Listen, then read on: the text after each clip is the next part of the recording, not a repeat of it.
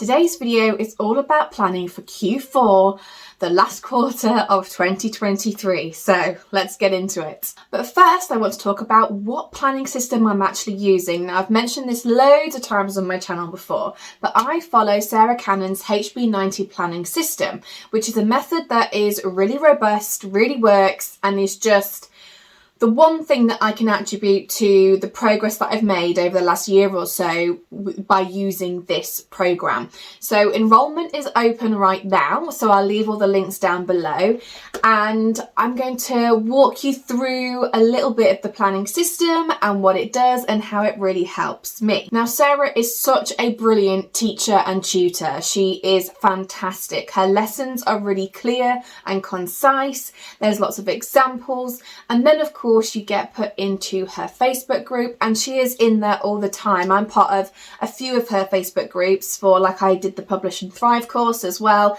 so I'm in that group, and the HB90 group is another group that I'm in, and Sarah is in there. She doesn't just do the course and then leave you to it, and I really do appreciate that from her as a teacher. Now, the course itself is lifetime access.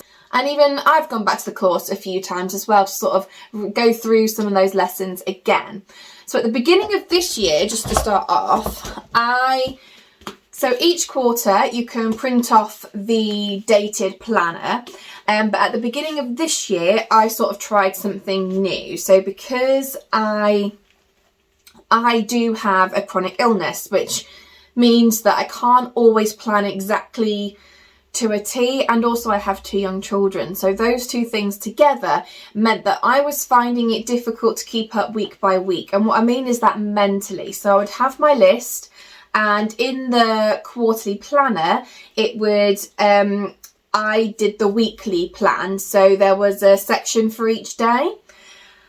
And that was great, except for if one day I couldn't get to something that I had planned, I would then feel like I was behind. So what I did is I printed off the yearly planner at the beginning of this year, and because that just has like a weekly checklist rather than having it on each day, it was like just 1 week with a checklist on, which meant that I could tackle things on different days. And I haven't felt like I've been behind. I wasn't behind before, but for me mentally, if I was struggling and I couldn't get to what I planned to do on that specific day, I was like, oh my goodness, I'm behind, and it just sort of did me in a little bit. So that's why I have printed off that yearly planner. So it's the goals planner that I use.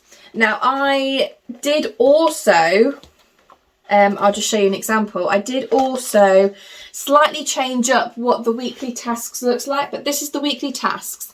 Now, this is something that I put together based on what was already there. So because I couldn't fit what I wanted to write in the sections, so I sort of used Sarah Cannon's planner and then just made mine where I just had a bit more room to write. But this is what I mean. So I would write down all my weekly tasks here. I did also have like an estimated and an actual task block system. Sometimes I've used that, sometimes I haven't. Honestly, just depends on the week, but I have found this really, really helpful. So when you get the planner, there is a whole load of stuff right at the beginning, and I've done plenty of videos on this. But she goes through some really good information. I haven't got all the information here because I've done it a few times, but it is split up into sections. So you've got like a vision statement, which is good if you want to try and like direct your focus a bit more, I think. And then there's also like some questions to answer. About what you want and what's important to you, what you want to focus on, and things like that. I don't do that every quarter, but I do that at the beginning of the year, and I find it really helpful to sort of drill down what my focus is. This is from Q1, this is. Then we have like a decluttering your page section and what I should do, what I must do, what I want to do, that sort of thing, so that you can It's almost like a brain dump. So you brain dump everything, and then we go through like a prioritizing system, which prioritizes things into short-term and long-term goals, and working towards your vision, not working towards your vision, things like that, which I found really helpful. And the way she goes through this in the course is kind of, it's almost like when you watch it, you think, this makes so much sense. Why have I not done it before? But I think someone sitting down, actually going through it with you, step by step, and helping you to try and work it out, trying to work it out in regards to like your vision, your goal, and your wants, was really, really instrumental in helping me understand that sometimes I was just doing things that I thought I had to do, when actually they weren't necessarily, they didn't necessarily fit with my vision for what I wanted out of my career. So it does help me think, right, this is a long-term goal, this is a long-term project, so I'm not going to complete it in, say, 1 quarter, but I can start it now, but it is ultimately going to move me forward in my career. So that becomes a higher priority. So that whole system I really, really love, and I still use that now. So I'll have a look at what things there are, and there's some things even this quarter that I really wanted to do, but don't necessarily serve me straight away. So I've put them on the back burner. Anyway. So after those lessons, we then go on to the time lessons. Now, this is really important because I found one of my biggest weaknesses was being unrealistic with my time and being unrealistic with what I think I could do, or thinking I have more time than I do. So Sarah has this system, 2 systems really. She's got a task block system and then also like a day system. So what I have found is that by crossing off all the days that I cannot work, and then I know I can't work, but then I also mix that in with the task block system. So yes, I might say have 3 days that I can work, but I don't have the entire day, for example. So by the time I've dropped my son off at school and my daughter off at nursery, and then done anything I need to do in the house, like lunch, prepare dinner, and then I need to leave early to go and get him and then my daughter, I actually don't have that much time. And I do need to, for me personally, with my chronic illness and stuff, I need to factor in time, extra time. So I have learnt that I am definitely one that's unrealistic. So I might work out how many days I've got or how many task blocks I have for the quarter. And there's stuff in there, the course does go through like building in buffer days and illness days and things like that. So once I've worked out what I actually have available, and then we go on to work what projects I'd like to tackle this quarter, I am usually not very even. I usually have more projects that I want to complete than task blocks I actually have time for. And this is where I used to go wrong, is not work that out in advance. So there is a load of stuff in the course about that, and time and availability and what you can work on. And have you noticed how we haven't even started looking at our goals for the quarter yet? We are simply doing a lot of background stuff. What is our focus? What do we want to get done? What time do we have available? And then we go into setting goals. So I'm going to go to this quarter now. So goals for this time. Now, goals are, I find them quite difficult to word, still do. And this is where being a part of the group helps, because Sarah's in there, other people are in there, and they can really help you out. So the goals I've sort of gone for this term, I've gone for 3 goals, as I normally do. But I did find it difficult to have a goal.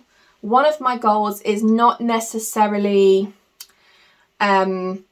specific, and well, no, it is specific, but there's not like a good, better, best system or something like that.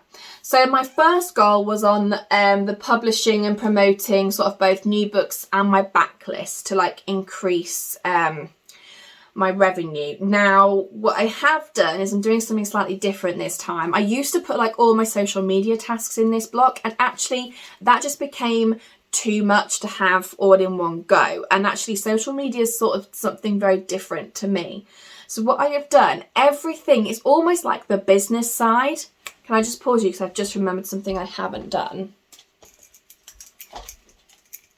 My first goal is almost very much like the business side of things. Now, for indie authors, we have to do everything ourselves. So on here, it's pretty much everything to do with the sort of behind the scenes stuff. So I have got like updating like all my social pages, also like the Nielsen data, which is where people in the UK get their ISBNs from, so updating that, updating all my like KDP and Ingram Spark and all of those things where I'm going to be distributing.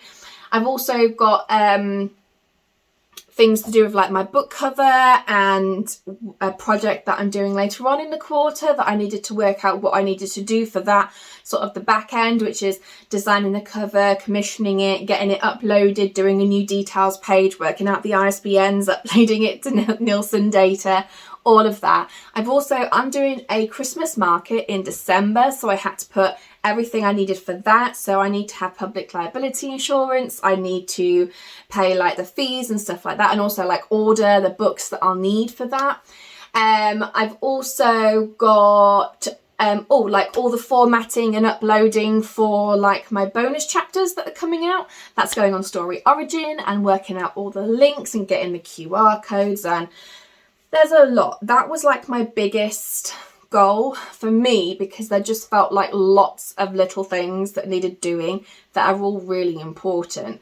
And this is what I mean about indie publishing. Like, we do all that stuff. We have to upload it to the right places. We have to get all the correct details and everything else. And it can be quite overwhelming. And I did feel very overwhelmed when I had to do that.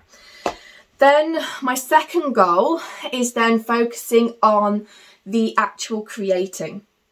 So I've just put to continue drafting and planning and editing. Now, I think for this quarter, I am mainly planning book 2 and drafting book 2. But why I've kept that as a separate goal is because sometimes it gets a little murky, sort of all the business side of things and the publishing side of things, very murky, if I'm also trying to include the writing, which is what I was doing. So what I wanted to do was streamline to have a goal that was just solely focused on writing, planning, editing, things like that. Not proofing, because that's more in the publishing side when I have to order proofs and then proof it and then send it back and everything else. So my second goal is purely on that, and I've split it down into like 2,000 words per post-it note for drafting. So I have done that. And then my third goal is something that I'm trying to like build up and work on, which is, I'll get the right wording, I've put to continue supporting the indie community by beta reading and my YouTube channel. So my YouTube channel is very much focused on that indie publishing and being an independent publisher. And then also I'm starting to build up like my beta reading services, and I've got clients for that, and I want to be on top of that. So I've got a whole goal dedicated to that. So like this quarter, for instance, I'm pretty much booked up now until December. Potentially I could do something in November, but I've got several beta reads that are lined up. And I also want to like update my website with that information on and everything else. So I've put all that in my third goal. So that's my goals. Then we go on to the sort of project, the brainstorming session. Now, I haven't written it down because I've done this a few times now. So I was able to know what my big projects were and what my tasks might be, and go straight onto my post-it notes. I do know the first few quarters that I did this, I wrote down the projects, then the tasks, and then put them on my post-it notes to go on my Kanban board, because that was just how it worked for me. But now I can go straight from my goals to writing on my post-it notes. I haven't done this yet, but this is like a milestone section. So we have 3 months and a quarter, and each month there's like, what would you want to achieve by the end of each month for each of your goals. I personally am not doing that this time because I've got so much going on in my head with a release coming out, beta reading that I'm trying to build up, and then I've got this market going on in December that I'm just sort of leaving it open and just tackling the tasks as and when I need to. But that has been helpful in the past. And then we get into the tasks. Now this starts in October, but I'm doing this video in September. The course is open. I think enrollment finishes this weekend, like Sunday. I think it starts Sunday. So there's only a couple of days left. And with that, I've sort of added on a little bit of September as well. So it's sort of the end of September, then Q4. But that is my plan. That is my system. It works. It really does work. And I can't wait to see you all again in the groups if you are in. If you've got any more questions, please ask me them down below. I love talking about this system. It really does work. It's something that I am so glad that I invested in at the time, because I have made the most progress with this system, even with having a chronic illness, even with having 2 young children and everything else that went with that. I have made myself proud with what I've done. So this is my busiest quarter coming up, and I am quite nervous, especially as it's the quarter with a new release and a Christmas market that I'm doing, and it's very, very nerve-wracking. But I know I can do it because I have this system behind me and it works. Guys, it honestly works. Okay, I'm going to leave it there so I can get this video out for you guys to watch. Hope you've enjoyed this video and found it useful, and I'll see you in the next one. Bye guys!